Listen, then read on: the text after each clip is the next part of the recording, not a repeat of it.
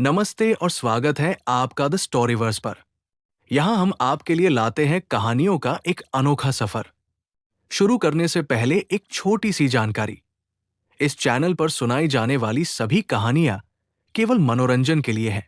अगर आपको कहानियां सुनना पसंद है तो इस वीडियो को लाइक करें और हमारे परिवार का हिस्सा बनने के लिए चैनल को सब्सक्राइब जरूर करें।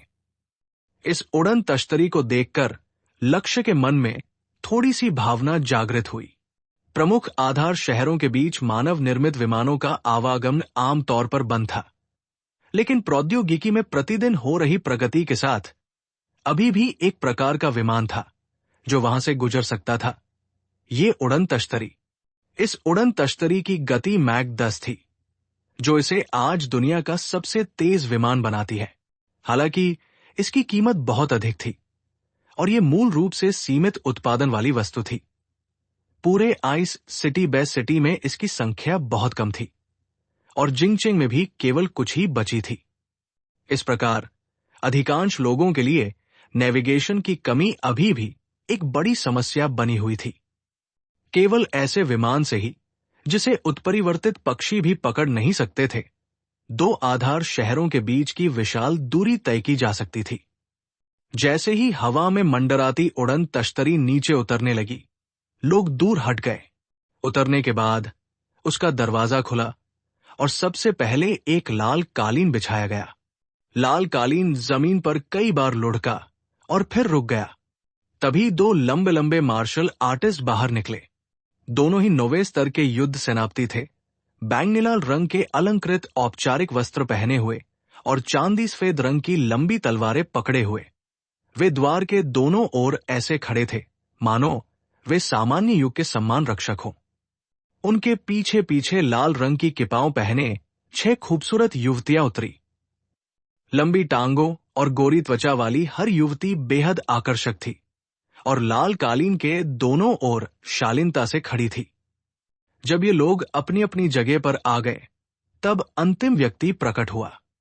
ये एक अधेड़ उम्र का आदमी था जिसने टैंक सूट पहना हुआ था। उसके बाल काफी लंबे थे और एक छोटी पोनीटेल में बंधे हुए थे और उसकी पतली मूंछें थी। वो अपने हाथों को पीठ के पीछे रखते हुए धीरे धीरे हैच से बाहर निकला और चारों ओर देखने लगा। क्या यहां कोई जिम्मेदार व्यक्ति है? उसने उदासीनता से पूछा। उस क्षेत्र की जिम्मेदारी संभालने वाला बेस सिटी का एक कर्मचारी तुरंत दौड़कर वहां पहुंचा। सभी मार्शल आर्टिस्टों को इकट्ठा करो। मैं उन्हें अव्यवस्थित और अराजक स्थिति में नहीं देखना चाहता। अगर 1 मिनट के भीतर किसी ने भी अपनी जगह नहीं पाई, तो उसकी योग्यता रद्द कर दी जाएगी। हाँ, तुरंत। प्रभारी व्यक्ति ने जल्दी से उन्हें बुलाना शुरू कर दिया। सभी मार्शल आर्टिस्ट तुरंत वहां इकट्ठा हो गए। कुल 36 लोग जल्द ही 6 सीधी पंक्तियों में खड़े हो गए। लक्ष्य और नीरज 5वीं पंक्ति में खड़े थे। जब सब लोग कतार में खड़े हो गए, तो मूंछों वाले अधेड़ उम्र के आदमी ने खांसा। सबसे पहले मैं अपना परिचय दे दूं। मैं युद्ध देवता प्रशिक्षण शिविर का प्रशिक्षक हूं और मैं आप सबका भी प्रशिक्षक हूं। आज से आप सभी को मेरे आदेशों का पालन करना होगा। मेरी किसी भी बात पर शक मत करना और मेरे किसी भी आदेश पर सवाल मत उठाना, क्योंकि इसके परिणाम असहनीय होंगे। प्रशिक्षक की निगाहें सब पर घूम पड़ी। ये देखकर कि कोई भी जोर से सांस लेने की भी हिम्मत नहीं कर रहा था, उन्हें थोड़ी संतुष्टि महसूस हुई। याद रखना, चाहे तुम्हारा रिज्यूमे कितना भी शानदार हो या तुम्हारी पिछली उपलब्धियां कितनी भी गौरवशाली हों, एक बार जब तुम दिव्य सामान्य प्रशिक्षण शिविर में पहुंच जाओगे, तो तुम सिर्फ एक साधारण छात्र होगे। छात्रों को कोई विशेषाधिकार नहीं मिलते। अगर तुम्हें विशेषाधिकार चाहिए तो ठीक है, मुझे अच्छे परिणाम दिखाओ। जब तक तुम अन्य बेस शहरों के छात्रों से आगे निकल सकते हो, तब तक अच्छे खाने पीने की चिंता मत करो। छुट्टियां, पैसा, अगर तुम चाहो तो मैं तुम्हारे लिए औरतें भी भेज दूंगा। कई मार्शल आर्टिस्टों के चेहरों पर मुस्कान थी, जो स्पष्ट रूप से उनके आत्मविश्वास को दर्शाती थी। प्रशिक्षक ने उन्हें फिर से देखा। जल्दी खुश मत होइए। दिव्य सामान्य प्रशिक्षण शिविर से स्नातक होना आपके पूर्वजों को गौरव दिलाने और एक उज्जवल भविष्य सुनिश्चित करने के लिए काफी है। लेकिन कई लोग स्नातक होने से पहले ही बाहर हो जाते हैं। जो लोग सुरक्षित घर लौट आते हैं उन्हें भाग्यशाली माना जाता है। कुछ लोगों के पास तो अपनी अस्थियों को दफनाने की जगह भी नहीं होती। अगर आप में से एक पांचवा हिस्सा भी सफलतापूर्वक स्नातक हो जाता है तो आपको अपने भाग्य पर शुक्रगुजार होना चाहिए।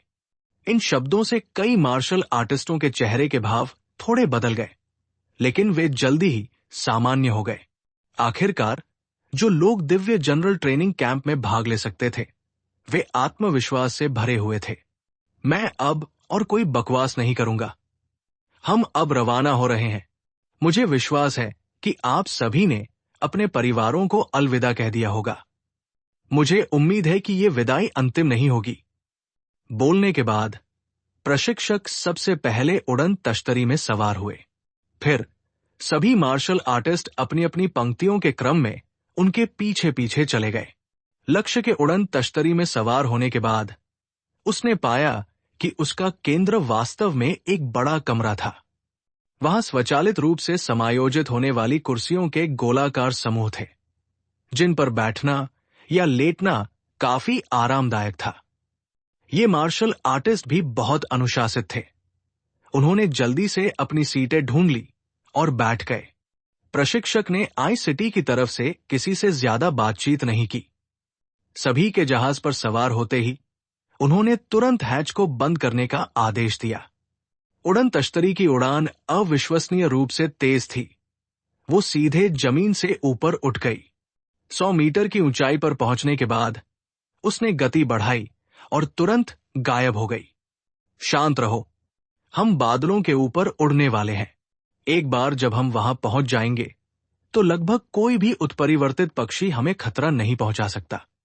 केवल वे उत्परिवर्तित हंस ही खतरा पैदा कर सकते हैं, लेकिन वे भी इस विमान की गति का मुकाबला नहीं कर सकते। प्रशिक्षक ने आदेश दिया, एक छोटा दरवाजा खोला और एक निजी कमरे में प्रवेश किया। फ्लाइट अटेंडेंट भी निजी कमरों में चले गए, जिससे मुख्य हॉल में केवल मार्शल आर्टिस्ट ही रह गए।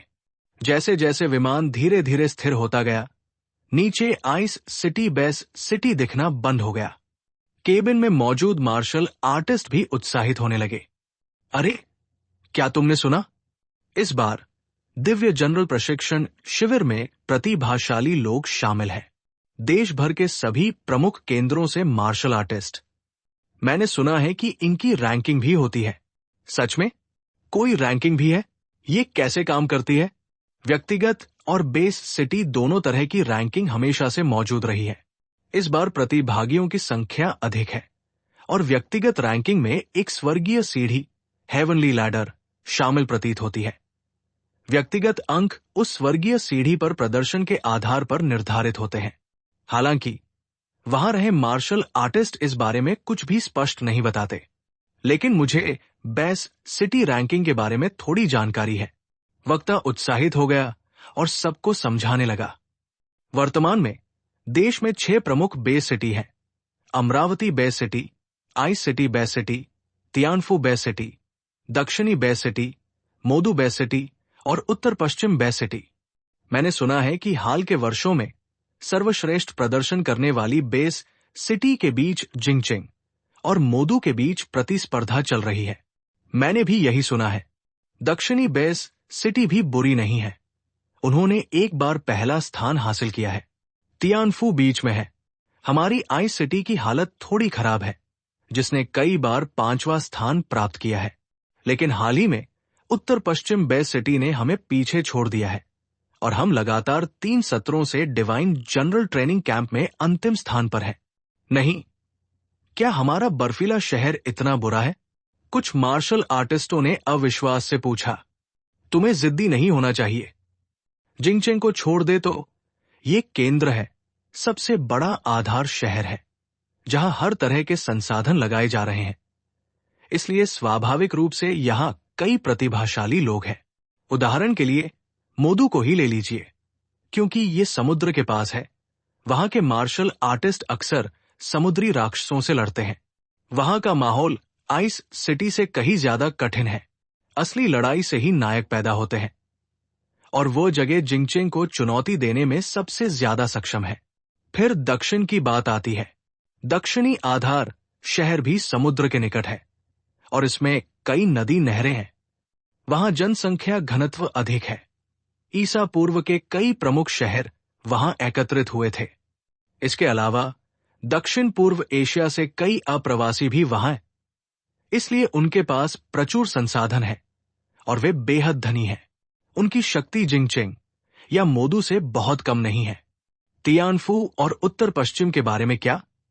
हमारे बर्फीले शहर की तुलना में उनके पास कोई फायदा नहीं होना चाहिए, है ना? कौन कहता है कि वे शक्तिशाली नहीं है? तियानफू की भौगोलिक स्थिति बहुत अच्छी है। यह स्थापित होने वाला पहला आधार शहर था और एक पुराना शक्तिशाली शहर है। यद्यपि पिछले 200-300 वर्षों में अन्य आधार शहर उभरे हैं, फिर भी एक भूखा ऊंट घोड़े से बड़ा होता है। वे अब भी हमारे बर्फीले शहर से अधिक शक्तिशाली है। कई मार्शल आर्टिस्टों ने सहमति में सिर हिलाया। तियानफू वास्तव में सबसे पुराना बेस सिटी था। हालांकि जिंगचेंग, मोदू और दक्षिणी बेस सिटी ने इसे पीछे छोड़ दिया था, फिर भी ये आइस सिटी की तुलना में कुछ भी नहीं था। वो मार्शल आर्टिस्ट अब भी थोड़ा आश्वस्त नहीं था। तो फिर उत्तर पश्चिम का क्या? हमारी तुलना में उन्हें कोई फायदा नहीं होना चाहिए, है ना? उत्तर पश्चिम क्षेत्र को वास्तव में कोई खास लाभ नहीं है, लेकिन एक बात न भूलें, ये मध्य एशिया के निकट है।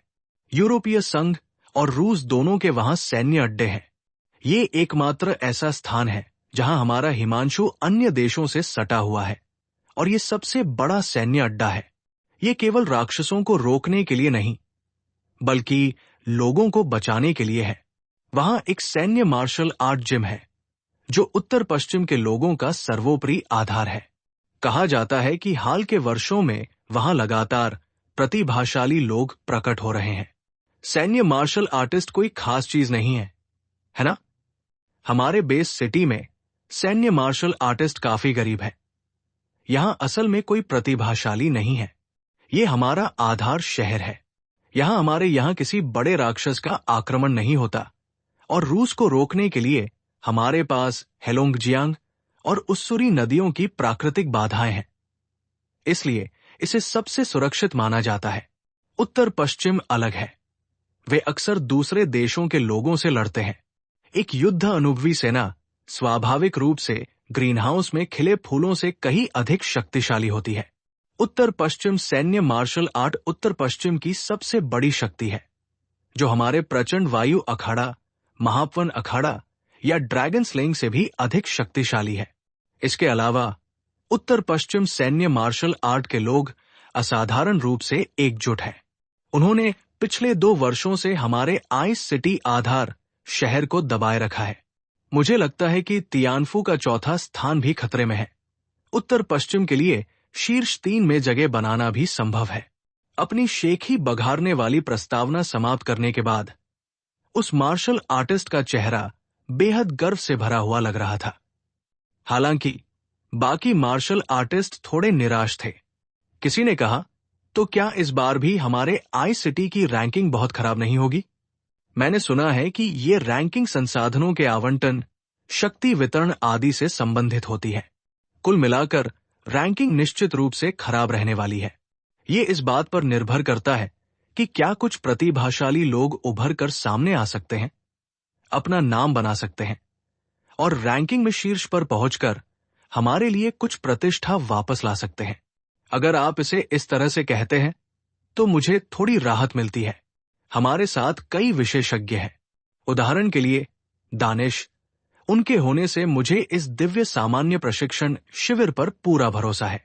भाई तांग, समय आने पर इस छोटे भाई का ध्यान रखना। उस मार्शल आर्टिस्ट ने बनावटी मुस्कान के साथ दानिश की ओर देखा, जो आंखें बंद करके आराम कर रहा था। दानिश ने अपनी आंखें भी नहीं खोली। दूसरों पर निर्भर रहने से बेहतर है खुद पर निर्भर रहना। किसी और पर भरोसा करना बेकार है। वैसे भी आकाश का सच्चा ईश्वर मेरी हर हरकत देख रहा है। मैं किसी के प्रति भेदभाव नहीं कर सकता, इसलिए मैं तुम्हारी मदद नहीं कर सकता। मार्शल आर्टिस्ट के चेहरे की मुस्कान जम गई।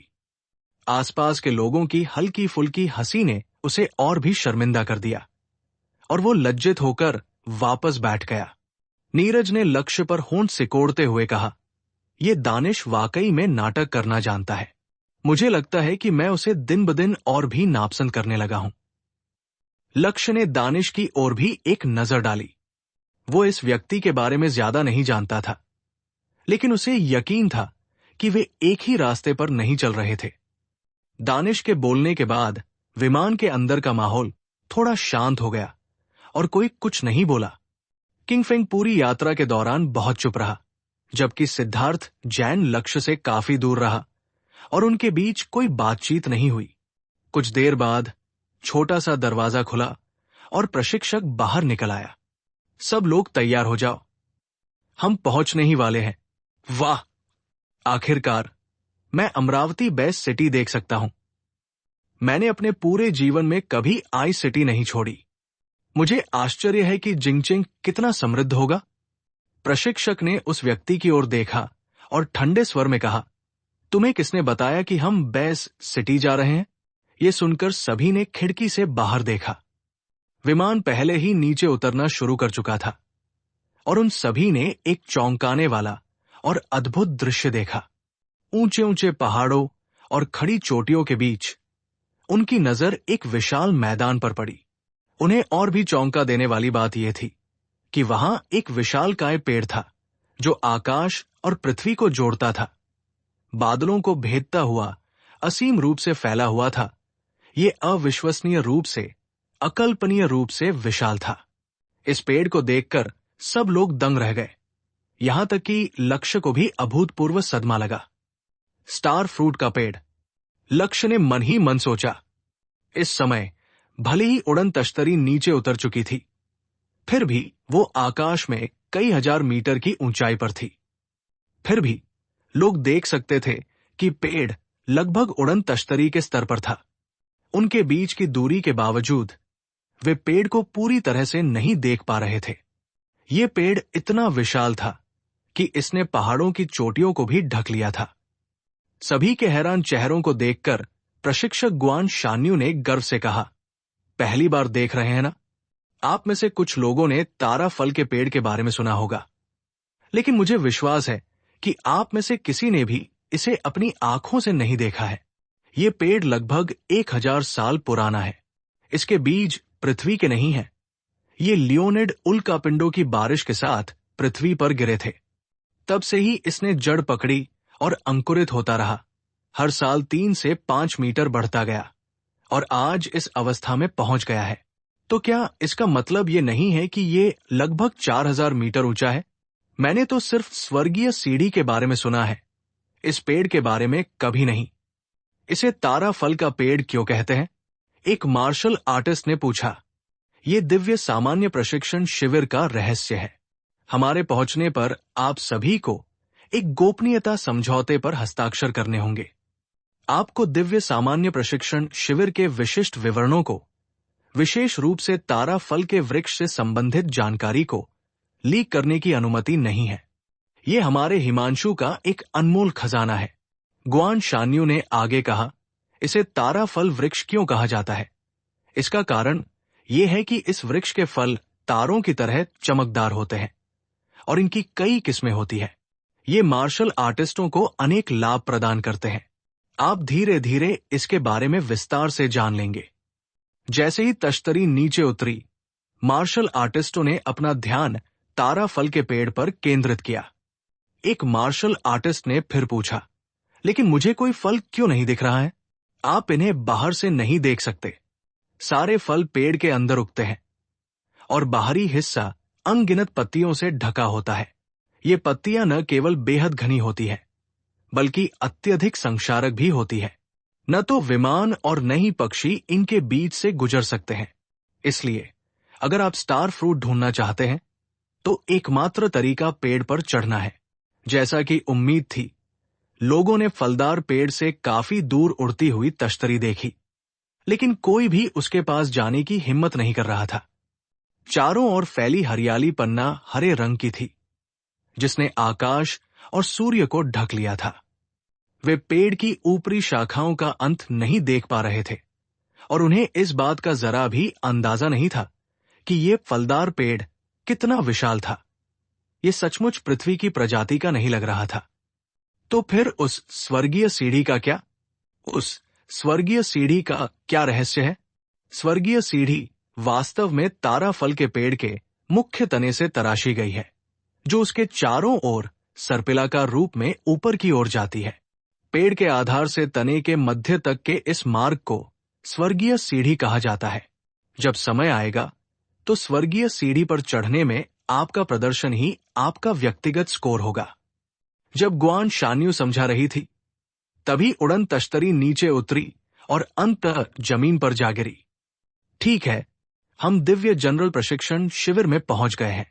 यह स्थान अमरावती बेस सिटी से अभी भी 300 किलोमीटर दूर है, पहाड़ों और नदियों से घिरा हुआ है और बीच में अनगिनत विकृत राक्षस मौजूद है। आप में से कोई भी बर्फीले शहर तक पैदल वापस जाने का सपना न देखे। एक मानसिक शक्ति वाले व्यक्ति को भी ऐसे विचार नहीं रखने चाहिए, अन्यथा आपकी निश्चित रूप से दर्दनाक मौत होगी। अब सभी लोग एक गोपनीयता समझौते पर हस्ताक्षर कर दें और फिर आप नीचे जा सकते हैं। कुछ ही देर में एक खूबसूरत फ्लाइट अटेंडेंट ने सभी को एक गोपनीयता समझौता पत्र थमा दिया। चाहे कोई उत्तीर्ण हो जाए या बीच में ही बाहर हो जाए, उन्हें दिव्य सामान्य प्रशिक्षण शिविर की जानकारी किसी को भी प्रकट करने की अनुमति नहीं थी, अन्यथा उन्हें निश्चित रूप से ढूंढ निकाला जाएगा। उसमें कई शर्तें थीं और वे बेहद सख्त थी। लक्ष्य ने उसे सरसरी तौर पर पढ़ा और झटपट अपने हस्ताक्षर कर दिए। जब सभी ने गोपनीयता समझौतों पर हस्ताक्षर कर दिए तो ग्वान शान्यू उन्हें उड़न तश्तरी से बाहर ले गई। उड़न तश्तरी से उतरते ही उन्हें गर्माहट का एहसास हुआ। बर्फीले शहर की तुलना में यहां का तापमान कम से कम 20 डिग्री अधिक था। ऐसा लगा मानो वसंत ऋतु लौट आई हो। दिव्य जनरल प्रशिक्षण शिविर एक विशाल शिविर था, जिसका आकार लगभग एक छोटे शहर के बराबर था। वहां कई इमारतें और एक विशाल प्रशिक्षण मैदान बनाया गया था। तारा फल का वृक्ष प्रशिक्षण शिविर से लगभग 10 किलोमीटर दूर स्थित था। इतनी दूरी से भी लोग फलदार वृक्ष का पूरा दृश्य नहीं देख पा रहे थे। उन्हें केवल बादलों को चीरता हुआ विशाल तना दिखाई दे रहा था, जिसके ऊपर घनी हरियाली छाई हुई थी। वृक्ष का ऊपरी भाग इतना विशाल था कि एक नजर में उसका किनारा देखना लगभग असंभव था। वाह! मैं इस पेड़ को जितना ज्यादा देखता हूं, उतना ही ज्यादा ये मुझे चौंकाता है। सचमुच ये बहुत विशाल है। ऐसा लगता है जैसे हम एक विशाल पर्वत के तल पर खड़े हैं और वो तना बहुत मोटा है, पहाड़ से भी ज्यादा मोटा। इसीलिए तो इतनी विशाल छतरी हवा से भी नहीं गिरती। मुझे ऐसा लग रहा है कि इस पेड़ पर कुछ ऐसा है जो मुझे पुकार रहा है। ऐसा लगता है जैसे मैं पूरी जिंदगी इसी पल का इंतजार कर रहा था। जरूर कोई स्टार फ्रूट मेरा इंतजार कर रहा होगा, जिसे मैं तोड़ लूं। शायद आप अकेले नहीं हैं जिन्हें ऐसा महसूस हो रहा है। उधर देखिए, और भी लोग आ रहे हैं। एक और उड़न तश्तरी के आने पर हवा में एक हल्की सी गूंज सुनाई दी। इसी तरह की एक उड़न तश्तरी जमीन पर उतरी और उसमें से लोगों का एक बड़ा समूह बाहर निकला। नीरज ने लक्ष्य के बगल में खड़े होकर कहा, देखो, ये मैजिक सिटी बेस सिटी से हैं। लक्ष्य ने नीरज की ओर देखा। तुम्हें कैसे पता कि वे मैजिक सिटी से हैं? क्योंकि मैजिक सिटी भी बहुत पास है। आइस सिटी से उसकी दूरी लगभग उतनी ही है जितनी हमारी। जाहिर है वे हमारे ठीक बाद ही पहुंचेंगे। नीरज ने ऐसे कहा जैसे ये बात बिल्कुल स्पष्ट हो। लक्ष्य अवाक रह गया, लेकिन इस बार नीरज का अनुमान सचमुच सही निकला। वे लोग उड़न तश्तरी से उतरे, इधर देखा और फिर आपस में तिरस्कारपूर्ण ढंग से बातें करने लगे। उनका सारा ध्यान तारा फल के पेड़ पर था और उन्होंने बर्फ शहर के लोगों पर जरा भी ध्यान नहीं दिया। ये लोग तो बड़े ही अकड़ू हैं। नीरज काफी गुस्से में बोला। कुछ देर बाद एक के बाद एक और विमान आए। मैजिक सिटी के बाद रिद्धि नगर आया, आधार नगर, रिद्धि नगर के लोग भी बहुत अभिमानी थे।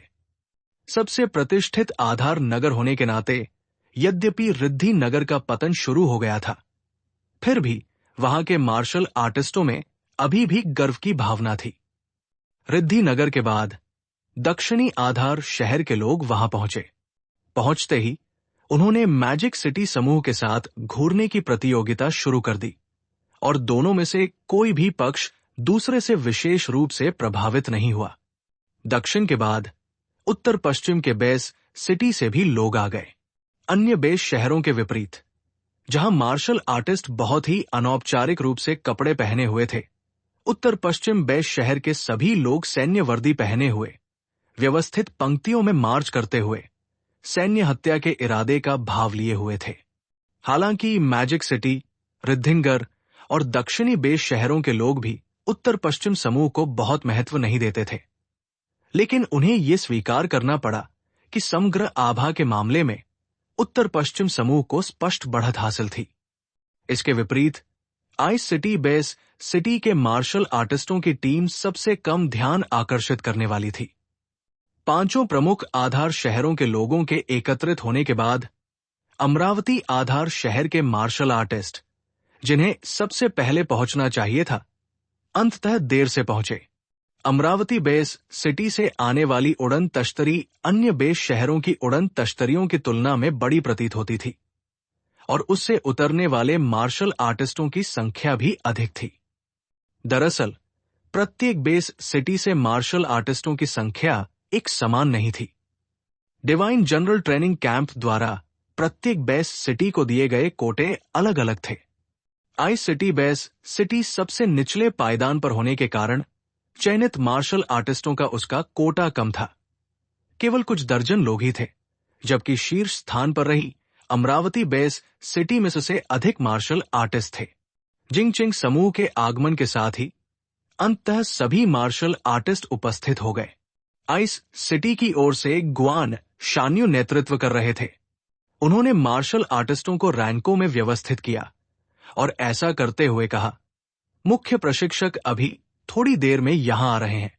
सभी लोग सतर्क हो जाएं और चाहे कुछ भी हो जाए, उन्हें क्रोधित न करें। प्रशिक्षक गुआन, क्या हमारे पास एक मुख्य प्रशिक्षक भी है? एक मार्शल आर्टिस्ट ने पूछा। बिल्कुल, मुख्य प्रशिक्षक का नाम गो मो है, जो 9वें स्तर के युद्ध देवता है। उनके पास आप पर जीवन और मृत्यु का अधिकार है। वे मेरी तरह नरम दिल नहीं है। वे यही है। मुख्य प्रशिक्षक गो मो आ गया। अन्य आधार शहरों में भी उनके संबंधित नेता थे और उन्होंने जल्दी से मार्शल आर्टिस्टों को इकट्ठा किया। प्रत्येक आधार शहर का समूह एक विशेष संरचना में खड़ा हो गया। गो मो दुबला-पतला, सांवले चेहरे वाला व्यक्ति था और एक उच्च स्तरीय युद्ध देवता भी था। वो गंभीर और भावहीन था। उसके वहां खड़े रहने मात्र से ही पहले का शोरगुल भरा वातावरण पल भर में शांत हो गया। बाज जैसी पैनी नजरों से भीड़ को स्कैन करते हुए गो मो ने कहा, क्या आप जानते हैं कि आप यहां किस लिए आए हैं? मौके पर मौजूद किसी ने भी जवाब नहीं दिया। आप में से किसी को नहीं पता, है ना? तो चलिए मैं आपको बताता हूं। अब जब आप यहां आ ही गए हैं, तो बेहतर होगा कि आप अपनी पुरानी पहचान को त्याग दें। आप में से कोई भी मेरे साथ बदतमीजी न करे। यहां आपको सिर्फ अभ्यास करना है, मेहनत करनी है और परिणाम हासिल करने हैं। किसी और चीज के बारे में मत सोचिए। अगर मैंने किसी को भी लापरवाही करते हुए पकड़ा, तो तुरंत यहां से निकल जाओ। कई मार्शल आर्टिस्टों ने असंतोष व्यक्त किया। ये मुख्य प्रशिक्षक बहुत आक्रामक ढंग से बोल रहा था। आमतौर पर ये कुलीन युद्ध सेनापति कुछ हद तक प्रसिद्ध व्यक्ति होते थे और इस तरह के व्यवहार को बर्दाश्त नहीं कर पाते थे। गो मो ने उनके हावभाव पर व्यंग्य करते हुए कहा, क्या आप अभी भी आश्वस्त नहीं हैं? क्या आप जानते हैं कि ये किस प्रकार का पेड़ है? हमने स्टार फ्रूट के पेड़ के बारे में सुना है। ये अच्छी बात है कि आपको जानकारी है, लेकिन आपका ज्ञान पर्याप्त विस्तृत नहीं है। अब मैं इसे और स्पष्ट करता हूं। तारा फल का वृक्ष 4100 मीटर ऊंचा है। यह पृथ्वी का वृक्ष बिल्कुल नहीं है, बल्कि विशाल ब्रह्मांड से आया है। इस वृक्ष का महत्व इसके फल में निहित है। वास्तव में इन्हें फल नहीं बल्कि क्रिस्टल कहा जाता है, जो घने बादलों तक पहुंचने वाली इसकी शाखाओं द्वारा ब्रह्मांडीय ऊर्जा को अवशोषित करने से बनते हैं। हम इन्हें तारा क्रिस्टल कहते हैं। गो मो ने प्रभावशाली ढंग से कहा, तारा क्रिस्टल ऊर्जा क्रिस्टल होते हैं और इन्हें निम्न से उच्च तक कई श्रेणियों में विभाजित किया गया है। जब कोई मार्शल आर्टिस्ट इन्हें अवशोषित करता है तो वो अपनी मूल ऊर्जा को तेजी से मजबूत कर सकता है, जिससे बैटल जनरल से वॉर गॉड तक की उसकी उन्नति बहुत आसान हो जाती है। क्या इस तारा फल के पेड़ से तारा क्रिस्टल को अवशोषित करने से कोर एनर्जी में सुधार हो सकता है? कुछ मार्शल आर्टिस्ट आश्चर्यचकित थे। बिल्कुल सही। ये दिव्य सेनापति प्रशिक्षण शिविर का सबसे बड़ा रहस्य है। इसीलिए आपको गोपनीयता समझौते पर हस्ताक्षर करने के लिए कहा गया था, क्योंकि ये युद्ध सेनापति से युद्ध देवता बनने का सबसे तेज मार्ग है। मार्शल आर्टिस्ट की आंखें उत्साह से चमक उठीं। वे चाहते थे कि वे तुरंत स्वर्गीय सीढ़ी पर चढ़ना शुरू कर दें और तारा फल के पेड़ पर तारा क्रिस्टल की खोज करें। अचानक गो मो ने फिर कहा, अब मैं पूछना चाहता हूं, क्या अभी भी कोई ऐसा है जो आश्वस्त नहीं है? यदि कोई भी दिव्य सामान्य प्रशिक्षण शिविर से असंतुष्ट है तो वो अभी यहां से चला जाए। मार्शल आर्टिस्टों ने एक दूसरे की ओर देखा और किसी ने भी आगे कोई असंतोष व्यक्त नहीं किया। चूंकि किसी को कोई आपत्ति नहीं है, इसलिए अब से आपको प्रशिक्षण शिविर के प्रबंधन का पालन करना होगा। मुझे आपके बीच के छोटे मोटे झगड़ों की परवाह नहीं है। प्रशिक्षण शिविर प्रतियोगिता का स्थान है। प्राकृतिक चयन, योग्यतम की उत्तरजीविता, खरा प्रदर्शन करने वालों को बाहर कर दिया जाएगा। आपके पास अनुकूलन के लिए 3 दिन है। इन 3 दिनों के दौरान आपके प्रशिक्षक आपको तारा फल के पेड़ के लिए जीवित रहने का ज्ञान देंगे। 3 दिनों के बाद सभी मेरे लिए स्वर्गीय सीढ़ी पर चढ़ना शुरू कर देंगे। समझ गए? समझ गए। मार्शल आर्टिस्टों ने एक साथ चिल्लाया। उनकी गति शानदार थी। गोमो मुड़ा और चला गया। प्रत्येक टीम के प्रशिक्षकों ने मार्शल आर्टिस्टों को छात्रावास के कमरों के नंबर निकालने शुरू कर दिए, ताकि वे आधिकारिक तौर पर प्रशिक्षण शिविर में प्रवेश करने की तैयारी कर सकें। सर्वर को बदला जा रहा है। अगर पेज लोड नहीं होता है तो कृपया थोड़ी देर प्रतीक्षा करें। विभिन्न टीम लीडरों ने सबसे पहले सभी मार्शल आर्टिस्टों को छात्रावास संख्याएं वितरित की। एक ही बेस सिटी के लोगों को एक साथ नहीं रखा गया। इसके बजाय उन्हें आपस में मिला दिया गया और यादृच्छिक रूप से आवंटित किया गया। प्रत्येक छात्रावास में 4 लोग रहते थे। लक्ष्य और नीरज को संयोगवश फिर से एक ही इमारत और एक ही कमरा मिला। छात्रावास की नंबर प्लेट के अलावा सभी को एक किताब भी मिली। इस पुस्तक का नाम star fruit tree survival manual है। इसमें स्टार फ्रूट ट्री से संबंधित जानकारी दर्ज है। ये मत सोचिए कि एक पेड़ मामूली है। इस पेड़ पर सफलतापूर्वक जीवित रहना और स्टार क्रिस्टल इकट्ठा करना आसान काम नहीं है। पेड़ पर चढ़ना भी एक बड़ी चुनौती है। आपको अगले कुछ दिनों में इस पुस्तक को पढ़ना और पूरी तरह समझना होगा, अन्यथा 3 दिन बाद आपको कष्ट सहना पड़ेगा। सभी ने सावधानी पूर्वक किताब को एक तरफ रख दिया। उस रात देर रात तक जाकर पढ़ाई करने की तैयारी में। आप इस परिसर में स्वतंत्र रूप से घूम सकते हैं और अन्य बेस शहरों के लोगों से संपर्क कर सकते हैं। भोजन कक्ष नीचे है, जहां प्रतिदिन 3 बार भोजन मिलता है। हालांकि अब से आपके किसी भी संचार उपकरण से बाहरी दुनिया से संपर्क नहीं हो पाएगा। अगर आप घर फोन करना चाहते हैं तो आप मुझसे संपर्क कर सकते हैं। प्रशिक्षक के बोलने के बाद इन लोगों ने अपने फोन निकाले और देखा कि वाकई यहां पहुंचने पर उनके फोन में बिल्कुल भी सिग्नल नहीं था। हालांकि एक आंतरिक प्रशिक्षण शिविर नेटवर्क था जिसमें वे लॉग इन कर सकते थे। आप इस जगह के बारे में सब कुछ जानने के लिए आंतरिक नेटवर्क में लॉग इन कर सकते हैं। हर व्यक्ति का खाता उसके अपने फोन से जुड़ा हुआ है, इसलिए कोई भी पहचान का दुरुपयोग नहीं कर पाएगा। आप खुद विशिष्ट जानकारी जुटा सकते हैं। मुझे उम्मीद है कि आसमान की सीढ़ी चढ़ते समय आप मुझे शर्मिंदा नहीं करेंगे, क्योंकि इससे न सिर्फ मैं शर्मिंदा होऊंगा, बल्कि आपका बेस सिटी भी शर्मिंदा होगा। प्रशिक्षक धीरे धीरे चले गए। आइस सिटी के मार्शल आर्टिस्ट अपने अपने छात्रावास भवन ढूंढने गए और फिर अपने कमरों में लौटकर ताराफल के पेड़ से संबंधित सामग्री देखने लगे। बेशक कुछ लोगों ने इसे तुरंत नहीं पढ़ा, बल्कि आसपास के वातावरण से परिचित होने के लिए इधर उधर घूमे। लक्ष्य बाहर नहीं गया, नीरज कहीं चला गया था, इसलिए लक्ष्य अकेले ही छात्रावास लौट आया। लक्ष्य को प्रशिक्षण शिविर के उत्तरी भाग में स्थित अपना छात्रावास भवन मिल गया। उसका कमरा संख्या 208 था, जो दूसरी मंजिल पर स्थित 4 लोगों के रहने लायक कमरा था। जब वो अंदर गया तो 2 लोग पहले से ही मौजूद थे। एक व्यक्ति ने सुनहरे चमड़े का शानदार सूट पहना हुआ था। उसके बाल अफ्रीकी स्टाइल के थे और वो गैर पारंपरिक शैली में कपड़े पहनता था। वो 5वें स्तर का युद्ध सेनापति था। दूसरा व्यक्ति मध्यम कद काठी का एक युवक था, जिसके बाल छोटे छोटे कटे हुए थे। वो 4थे स्तर का युद्ध सेनापति था और दिखने में वो विशेष रूप से आकर्षक नहीं था। अफ्रो हेयर स्टाइल वाले आदमी ने लक्ष्य को अंदर आते देखा और सीटी बजाते हुए कहा, आखिरकार एक अच्छा दिखने वाला रूममेट मिल ही गया। तुम्हारा नाम क्या है? मेरा नाम लक्ष्य है, मैं आइस सिटी से हूं। और आप? अफ्रो हेयर स्टाइल वाले व्यक्ति ने कहा, मेरा नाम मा मिंगक सिंह है, मैं मोदू से हूं। मेरा नाम संटाई है, मैं रिद्धि नगर से हूं। संटाई ने बिस्तर लगाते हुए ये बात कही। उसने नीचे वाला बिस्तर चुना और मां मिंगशिंग ने भी नीचे वाला बिस्तर चुना। दोनों आमने सामने थे। मां मिंगशिंग ने संटाई को तिरस्कार भरी निगाहों से देखा।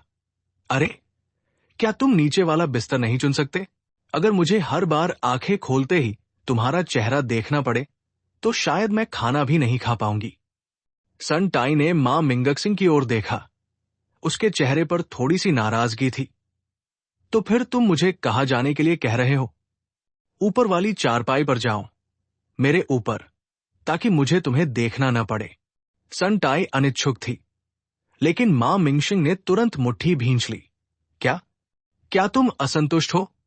ऐसा नहीं है कि मैं तुम्हें नीचा समझता हूं, लेकिन रिद्धि नगर के लोग केवल अपने घरों में ही दिखावा कर सकते हैं। हमारे सामने मोदू मार्शल आर्टिस्ट हो, आप निश्चित रूप से हमारा मुकाबला नहीं कर सकते। दोनों ने एक पल के लिए एक दूसरे को घूरा, लेकिन अंत में संटाई मान गया। वो अभी अभी 4थे स्तर के युद्ध सेनापति के पद पर पहुंचा था, जबकि मां मिंगशिंग पहले से ही 5वें स्तर का युद्ध सेनापति था। अंतिम चरण, उनके बीच का अंतर काफी अधिक था और संटाई कोई परेशानी पैदा नहीं करना चाहता था। लक्ष्य, तुम मेरे सामने वाली नीचे की चारपाई पर लेट जाओ। इससे मैं तुम्हें हर दिन देख सकूंगा और मेरा मूड भी अच्छा रहेगा। लक्ष्य कुछ अवाक था। ये रूममेट थोड़ा सनकी था, लेकिन लक्ष्य को ऐसी छोटी मोटी बातों की परवाह नहीं थी। उसके लिए हर जगह एक जैसी थी। यहां बिस्तर और सामान स्वयं ही उपलब्ध कराए गए थे। लक्ष्य ने अपने स्पेस रिंग से कुछ कपड़े और साधारण टॉयलेटरीज निकालकर उन्हें व्यवस्थित करने के लिए टांग दिया। तभी दरवाजा जोर से खुला और नीरज उत्तेजित होकर अंदर भागा। तुम कौन हो, इतने बदतमीज? मां मिंगशिंग ने देखा कि नीरज मोटा है और तुरंत तिरस्कारपूर्वक कहा, मैं कौन हूं, इससे किसे फर्क पड़ता है? अगर मैं इस छात्रावास में हूं तो क्या हुआ? नीरज ने आंखें घुमाई और मां मिंगक सिंह को बिल्कुल भी भाव नहीं दिया। अरे लड़के, क्या तुम लड़ाई ढूंढ रहे हो? मां मिंगक सिंह ने तुरंत अपनी आस्तीनें ऊपर चढ़ा ली। नीरज भी उतना ही अडिग था। मुट्ठियां रगड़ते हुए उसने लक्ष्य से कहा, लक्ष्य, आज तुम्हें दखल देने की जरूरत नहीं है। देखो मैं इस आदमी से कैसे निपटता हूं, जिसका सिर मानो छिल गया हो। तुमने क्या कहा? मेरा सिर छिल गया? क्या तुम्हें फैशन की समझ नहीं है? मोदू में यही सबसे लोकप्रिय स्टाइल है। तुम्हें देखकर ही पता चल जाता है, मोटे झूठे, तुम किसी काम के नहीं हो। लक्ष्य, मैं डॉट हूं। तुम्हें लक्ष्य पता है ना? लक्ष्य ने मां मिंगशिंग की ओर मुड़कर कहा, मिंगशिंग, ये नीरज है, जो मेरे साथ आइस सिटी से आया है। वो बुरा आदमी नहीं है, जाने दो। मां मिंगशिंग ने आखिरकार हंगामा करना बंद कर दिया। उसने नीरज को घूरते हुए कहा, मोटे, आगे से बोलने में संभल कर बोलना। अगर तुम्हें फैशन की समझ नहीं है तो बकवास मत करो। नीरज ने पलटवार करते हुए कहा, अगर हम सिर्फ सिर के आकार की तुलना करें तो तुम मुझसे कहीं ज्यादा मोटे हो। तुम कमीने। मां मिंगक सिंह इतना गुस्से में था कि उसने अपनी आंखें घुमा ली। नीरज ने मां मिंगशिंग की अनदेखी की और लक्ष्य की ओर दौड़ते हुए एक किताब निकाली, मानो कोई खजाना पेश कर रहा हो। तादा, मूर्ति, देखो मुझे क्या मिला। ये क्या है? लक्ष्य ने इसे ले लिया। हे, ये तो कमाल की चीज है। ये इस सत्र का ट्रेनिंग कैंप हॉटशॉट्स कंपेंडियम है। इसमें प्रमुख 22 शहरों के सभी प्रतिभाशाली लोगों का परिचय दिया गया है और सबसे खूबसूरत लड़कियों की सूची भी है। हे, इसे खरीदने में मुझे 300,000 खर्च करने पड़े। लक्ष्य ने नीरज की तरफ एक नजर डाली। इस आदमी के कपड़े और सामान तो बिल्कुल साधारण थे, फिर भी वो इस तरह की गपशप पर 300,000 रुपए खर्च करने को तैयार था। सचमुच दिखावा धोखा दे सकता है। देखने दो, मेरा नाम तो लिस्ट में होना ही चाहिए। ताकत और खूबसूरती के आधार पर तो मुझे जरूर रैंक मिलनी चाहिए। मां मिंगक सिंह ने यह सुना और तुरंत दिलचस्पी दिखाते हुए उसके और करीब आ गया। क्या देख रहे हो? मैं तुम्हें नहीं दिखाऊंगा। मैं अभी बता सकता हूं, तुम्हारा नाम इसमें नहीं है। नीरज ने पीछे हटने से इनकार कर दिया और अपने विशाल नितंबों का इस्तेमाल करते हुए मां मिंगक सिंह को धक्का दिया। मां मिंगशिंग भी आसान निशाना नहीं था। चूंकि नीरज ने किताब खरीदी थी, इसलिए उसे छीनने में उसे थोड़ी झिझक हो रही थी, लेकिन वो जाने को तैयार नहीं था। वो वही अड़ियल रवैया अपनाकर खड़ा रहा और नीरज से धक्का मुक्की करता रहा। कोई भी पीछे नहीं हट रहा था। एक पल के लिए यह कहना मुश्किल हो गया कि कौन जीत रहा है। लक्ष्य ने दोनों मस्खरों को नजरअंदाज कर दिया और खुद किताब के पन्ने पलटने लगा। पुस्तक के पहले पृष्ठ पर सफेद वस्त्र पहने एक महिला की आकृति बनी थी, जिसमें एक ऑर्किड की तरह सुंदरता और एक परी की तरह स्पष्टता थी। इसके अलावा उसके ऊपर 2 पंक्तियां लिखी थी, अगर सु मिंगेवे इस दुनिया में न होती तो सफेद वस्त्र पहनने के योग्य और कौन होता। इसके बाद एक परिचय दिया गया। सु मिंगेवे अमरावती बेस सिटी के डिवाइन ग्रेस ग्रैंड कैथेड्रल से हैं। वे महान दिव्य संप्रदाय के गुरु की निजी शिष्या और चर्च की संत है। महिला मार्शल आर्टिस्ट वैसे भी दुर्लभ होती है, लेकिन सु मिंगेवे एक दिव्य प्रतिभा है जो 8वें स्तर की युद्ध सेनानी है। कुछ लोग तो उन्हें जन्मजात दिव्य प्राणी भी कहते हैं और उनकी उम्र अभी 20 वर्ष भी नहीं हुई है। उनकी शक्ति के मुकाबले उनका अलौकिक परी जैसा स्वभाव और भी अधिक ध्यान आकर्षित करता है। सफेद वस्त्रों में क्या वह आपके सपनों की रानी जैसी नहीं लगती? अंत में एक टिप्पणी आई, नव प्रतिमियों की ध्यान आकर्षित करने वाली सूची में नंबर 1 सु मिंगेवे, सौंदर्य और शक्ति का संगम एक देवी। इस महिला को देखकर लक्ष्य के चेहरे पर थोड़ी गंभीरता आ गई। अपने पिछले जीवन में वो सु मिंगेवे से मिले थे। देवताओं में आस्था रखने वाली होने के कारण उन्हें संत के रूप में पूजा जाता था और द्वितीय प्रलय के दौरान उन्होंने तारामंडल स्तर की शक्ति भी प्राप्त कर ली थी। द्वितीय प्रलय ने उन्हें देवताओं का वास्तविक चेहरा देखने का अवसर दिया, जिससे वे उनकी सबसे समर्पित अनुयायी से देवताओं का विरोध करने वाली पहली धार्मिक हस्ती में बदल गई। जब अलौकिक सभ्यता ने आक्रमण किया तो उनका मूल उद्देश्य दिव्य धर्म को अपने अधीन करना था, लेकिन सु मिंगेवे के प्रतिरोध के कारण अमरावती बेस सिटी में बड़ी संख्या में लोगों ने प्रतिरोध शुरू कर दिया। अंततः परिणाम विफलता ही रहा। उस प्रतिरोध युद्ध में सु मिंगेवे की भी मृत्यु हो गई। वो विरोधी पक्ष के एक विशेषज्ञ के साथ ही मारी गई। वो लड़ाई अभूतपूर्व थी और उस समय लक्ष्य टीम दर्शकों में से एक थी। हालांकि लक्ष्य उस समय सतर्क रहता था और आसानी से लोगों के बीच नहीं आता था, लेकिन उस घटना ने उसे इतना जकड़ लिया कि उसकी हथेलियां खून से लथपथ हो गई। सु मिंगेवे के साहस ने उसे झकझोर दिया। दिव्य जनरल प्रशिक्षण शिविर में पहुंचने पर उसे सु मिंगेवे से इस समय मिलने की बिल्कुल भी उम्मीद नहीं थी। लक्ष्य ने गहरी सांस ली, ये समझते हुए कि इस जीवन में बिना किसी हस्तक्षेप के सु मिंगेवे शायद अभी भी उसी रास्ते पर चल रही होगी। सु मिंगेवे के पन्ने को पलटते ही दूसरे पन्ने पर एक मुस्कुराता हुआ आदमी लंबी तलवार पकड़े हुए दिखाई दिया। वो बहुत आकर्षक तो नहीं था, लेकिन उसका व्यवहार उत्कृष्ट था। वो बहुत खुशमिजाज लग रहा था। स्पष्ट रूप से वो एक विशेष रूप से सभ्य व्यक्ति था। तलवार लेकर दुनिया में घूमने का साहस कौन करता है? केवल जियांग हुआई, अकेला तलवारबाज।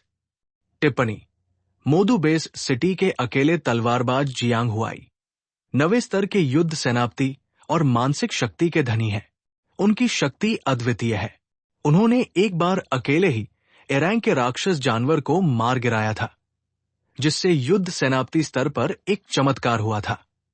वर्तमान में उन्हें युद्ध सेनापति काल का नंबर एक विशेषज्ञ माना जाता है। ये देखकर लक्ष्य को धुंधली सी याद आई। अपने पिछले जीवन में उसने जियांग हुआई का नाम सुना था, लेकिन उसे याद नहीं आ रहा था कि कहा।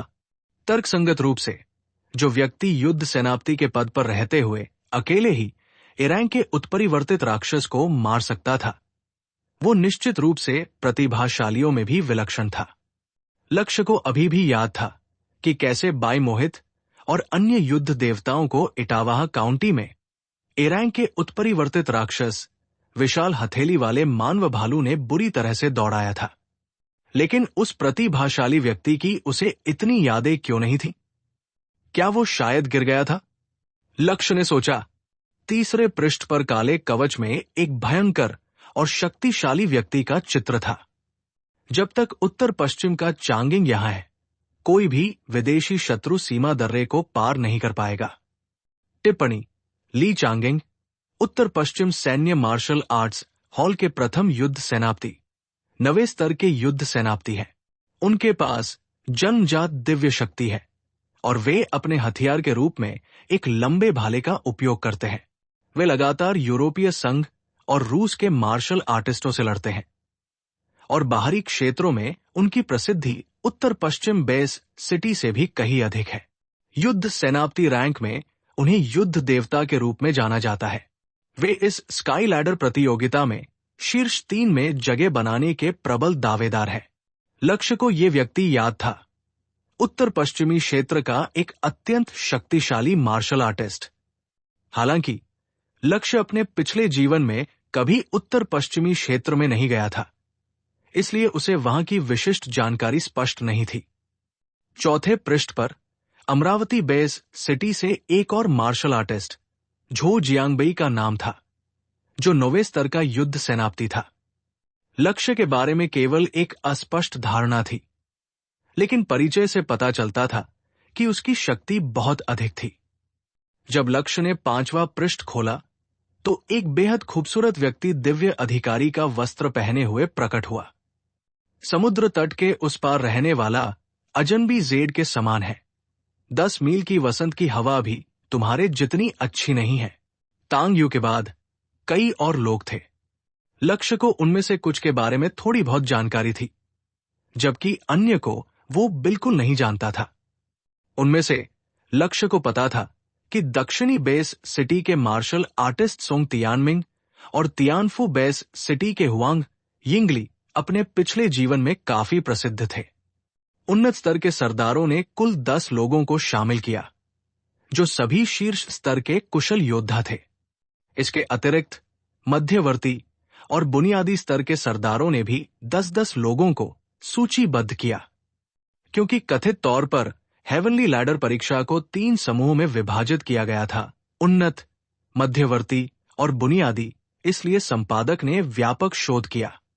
मध्यवर्ती सरदारों में से 3 दक्षिणी शहर से, 3 जिंगचिंग शहर से, 2 मोदू शहर से, एक उत्तर पश्चिम से और एक तियानफू से थे। मां मिंगशिंग का नाम उनमें शामिल नहीं था।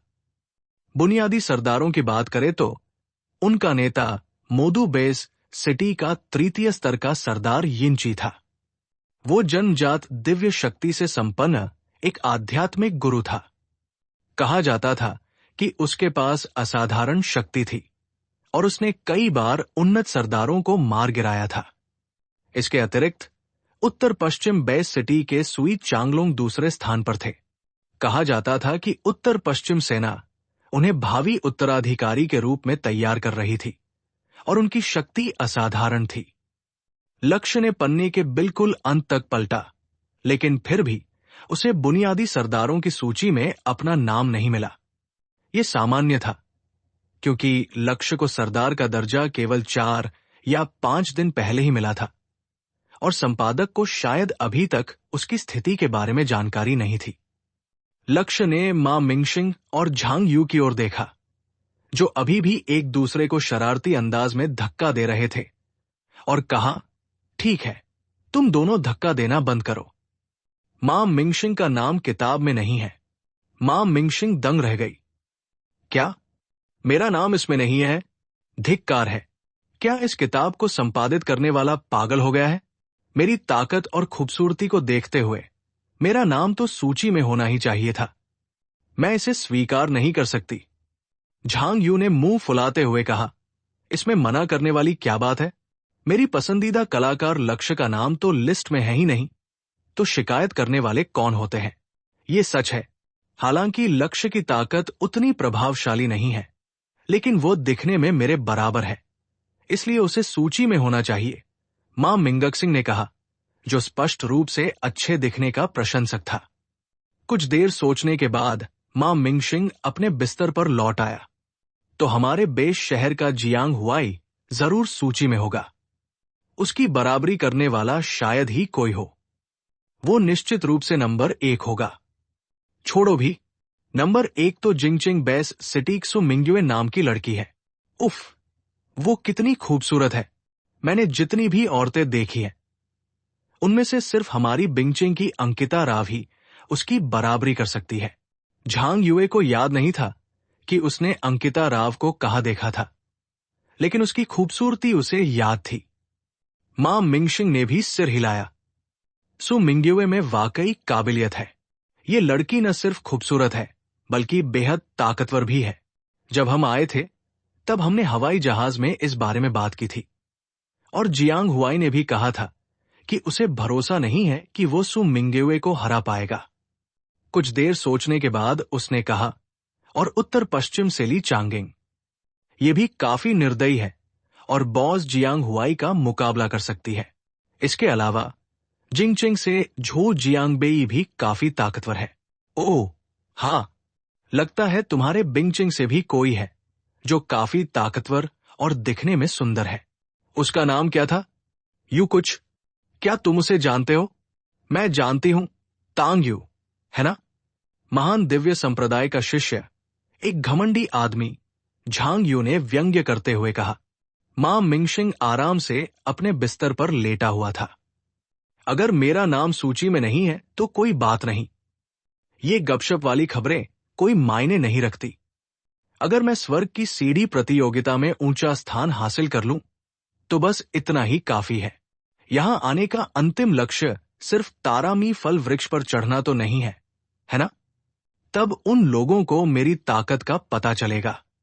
उनमें से कुछ लोगों ने थोड़ी देर और बातचीत की, फिर अपने बिस्तरों पर लौट गए और उन्हें दी गई जीवन रक्षा पुस्तिका खोली।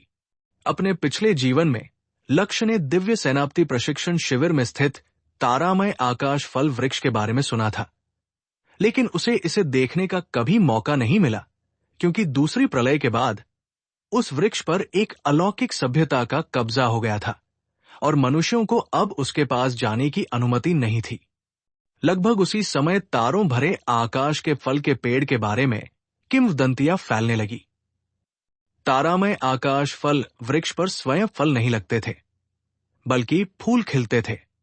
ये फल ऊर्जा के क्रिस्टल थे और वे विशेष रूप से अद्वितीय थे। तारा क्रिस्टल कई प्रकार के होते हैं। इनमें सबसे आम तारा कोर क्रिस्टल था। जब फूल खिलते हैं और फल दिखाई देते हैं, तो प्रारंभिक अवस्था तारा कोर होती है, जो एक छोटा, चमकदार, गोलाकार क्रिस्टल होता है जो लक्ष्य द्वारा अवशोषित ग्रहों के कोर के समान होता है। तारे के केंद्र के ऊपर उल्कापिंड के क्रिस्टल मौजूद थे, जिन्हें उल्कापिंड भी कहा जाता है। उस समय फल अधिक सघन होते थे और उनमें हल्की सी रोशनी की लकीरें दिखाई देती थी। इन फलों की ऊर्जा अधिक प्रबल होती थी और दोनों प्रकार के फल बुनियादी युद्ध सरदारों के लिए अधिक उपयुक्त थे। उल्कापिंड के ऊपर धूमकेतु के क्रिस्टल थे, जिनमें अधिक चमकीले और बड़े प्रकाश के निशान थे और अधिक तीव्र प्रभाव थे। धूमकेतु के ऊपर उपग्रह क्रिस्टल मौजूद थे। इस समय फल पकने की अवस्था में प्रवेश कर चुके थे और ऊर्जा स्वतः ही फूल पर एक छोटा गोलाकार आकार ले लेती थी। धूमकेतु क्रिस्टल और उपग्रह क्रिस्टल मध्यम स्तर के सरदारों के लिए ऊर्जा अवशोषित करने योग्य थे। उन्नत सरदार भी इन्हें अवशोषित कर सकते थे, लेकिन उनका प्रभाव उतना प्रबल नहीं होता था। उपग्रह के ऊपर ग्रह क्रिस्टल थे और ग्रह क्रिस्टलों के ऊपर तारा क्रिस्टल थे। ये दोनों उन्नत योद्धाओं के लिए उपयुक्त थे।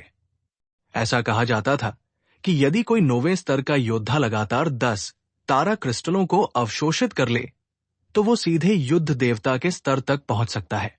यदि कोई उन्नत युद्ध सरदार तारा कोर क्रिस्टल और उल्कापिंड क्रिस्टल को अवशोषित कर ले, तो इसका प्रभाव और भी कम होगा। और अगर कोई साधारण सरदार तारा क्रिस्टल को अवशोषित करने की कोशिश करे, तो इसका एकमात्र परिणाम उसके दांतियान का विस्फोट होगा। इसलिए हर चीज को धीरे धीरे और सोच समझ कर ही करना चाहिए। तारामय क्रिस्टल तारामय आकाश फल वृक्ष द्वारा संघनित सर्वोत्तम तारामय क्रिस्टल थे और ये परिपक्वता की चरम सीमा का प्रतिनिधित्व करते थे। इस अवधि के बाद तारामय क्रिस्टल क्षय होने लगते थे, धीरे धीरे श्वेत बौनों में परिवर्तित हो जाते थे, ऊर्जा खोते थे और अंत में एक सुपरनोवा का आकार ले लेते थे, जो टूटकर हवा में विलीन हो जाता था। इस तारामी फल वृक्ष की एक और विशेषता थी। ऊर्जा क्रिस्टल को एक बार तोड़ लेने के बाद उन्हें थोड़े समय के भीतर अवशोषित और उपयोग करना आवश्यक था, अन्यथा वे नष्ट हो जाते थे। इसके अलावा तारामी फल वृक्ष की शाखाओं से ऊर्जा क्रिस्टल को बाहर नहीं निकाला जा सकता था, अन्यथा वे तुरंत नष्ट हो जाते थे। तो संक्षेप में कहें तो स्टार क्रिस्टल जिसे भी मिलता था, वही उसे प्राप्त कर लेता था। यदि कोई इसे अपने साथी को देना चाहता था, तो उसे तुरंत कार्रवाई करनी पड़ती थी, अन्यथा ये व्यर्थ हो जाता। इसके अलावा कुछ बेहद खास तारा क्रिस्टल भी थे। उदाहरण के लिए वे जिनमें एक विशेष शक्ति समाहित थी। यदि कोई मार्शल आर्टिस्ट उन पर महारत हासिल कर लेता, तो ये उसके लिए एक बहुत बड़ा अवसर होता। लक्ष्य जानता था कि तांग यू ने स्थानिक शक्ति वाला एक तारा क्रिस्टल प्राप्त किया था, जिसके कारण उसने मनोक्तिशील टेलीपोर्टेशन को समझा और एक शीर्ष मास्टर बन गया। बेशक ऐसे तारा क्रिस्टल बेहद दुर्लभ थे। तारामय आकाश फल वृक्ष इतने वर्षों से अस्तित्व में था और दिव्य सेनापति प्रशिक्षण शिविर सैकड़ों वर्षों से चल रहा था। इस पर मौजूद कई पुराने तारा क्रिस्टल चुने जा चुके थे, क्योंकि तारा क्रिस्टलों के विकास के लिए समय के साथ संचय की आवश्यकता होती है। कोई भी तारा क्रिस्टल रातों रात नहीं बन जाता। जो क्रिस्टल शुरू में विकसित हुए थे, वे सभी तारा कोर क्रिस्टल थे। इसलिए बाद के चरणों में पुराने क्रिस्टल ढूंढना मुश्किल हो गया था। उन विशेष ऊर्जा वाले तारा क्रिस्टल की तो बात ही छोड़ दें, जिनके लिए सौभाग्य की आवश्यकता होती थी। हालांकि तारामी फल वृक्ष पर जीवित रहना आसान नहीं था। यदि कोई मार्शल आर्टिस्ट स्वर्गीय सीढ़ी पार करके वृक्ष की छतरी में प्रवेश कर लेता, तो मानो वह किसी दूसरी दुनिया में प्रवेश कर गया हो। तारामी फल वृक्ष स्वयं युद्ध देवता की शक्ति को प्रतिकर्षित करता था, क्योंकि युद्ध देवता के दांतियान में उत्पन्न ऊर्जा एक भंवर बनाती थी, जो ऊर्जा के लिए तारामी फल वृक्ष से प्रतिस्पर्धा करती थी। इसलिए वृक्ष की छतरी में मौजूद युद्ध देवता शक्तियां शाखाओं के हमले का शिकार हो जाती थी। एक बार जब कोई युद्ध देवता बनने के करीब पहुंच जाता, तो उसे तुरंत तारामी फल वृक्ष छोड़ना पड़ता था। इस प्रकार संपूर्ण वृक्षों का आवरण युद्ध सरदारों के स्तर के मार्शल आर्टिस्टों से आबाद था। ऐसे वातावरण में जीवित रहना, राक्षसों और अन्य लोगों से लड़ना स्वाभाविक रूप से आसान नहीं था। इसके अलावा ये पेड़ 1000 वर्षों से बढ़ रहा था और इस पर मौजूद कई कीड़े उत्परिवर्तित होकर अविश्वसनीय रूप से भयंकर और विशाल हो गए थे, जो मार्शल आर्टिस्टों के लिए सबसे बड़ा खतरा पैदा करते थे। प्रलय के बाद से पृथ्वी पर लगभग कोई कीट पतंगे नहीं बचे थे, लेकिन ये तारों भरा आकाश फल वृक्ष अलग था। यहां की घनी जीवन ऊर्जा ने अनगिनत कीटों को आकर्षित किया और 1000 वर्षों के विकास के बाद मनुष्य ये नहीं बता सकते थे कि ये कीट पृथ्वी से आए थे या अंतरिक्ष से, शायद दोनों से। विशालकाय अजगरों से भी ज्यादा भयंकर एफिड्स, घरों जितने बड़े लेडीबग्स, नरभक्षी मकड़ियां, एक ही झटके में स्टील को काट सकने वाले मैंटिस, सियार से भी ज्यादा क्रूर चींटियां इत्यादि।